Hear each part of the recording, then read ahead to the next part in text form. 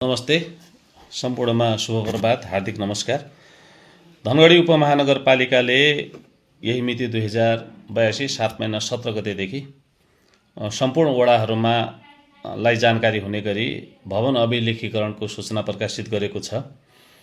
यसै सूचनालाई आधार मान्दै यस वडामा विगतमा तपाईको नाप नक्सा पास नभएका भवनहरू जो अभिलेखीकरण गर्न छुटेका छन्, ती जग्गा धनी घरधनीहरूले सूचनाको मितिले 7 महिना 17 गते सूचना प्रकाशित भएको छ। त्यो मितिले 15 दिनभित्र धनगढी उपमहानगरपालिकाको कार्यालयमा घरधनीको नामथर, ठेगाना, तपाईको चाहिँ लाल पूर्जाको जग्गा धनीको प्रमाण पूर्जाको प्रतिलिपि, नागरिकता प्रमाणपत्रको प्रतिलिपि, ट्रेस नक्सा, फिल्ड नक्सा भन्छ जसलाई, सम्पत्ति कर तिरेको रसिदको प्रतिलिपि र घर बनाएको जो भवन निर्माण गर्नुभएको छ यहाँहरूले त्यो भवन निर्माण गरेको नक्सा भए नक्साको प्रतिलिपि सहित 17 गतेको सूचनाको मितिले 15 दिनभित्र धनगढी उपमहानगरपालिकाको हाम्रो चाहिँ भौतिक पूर्वाधार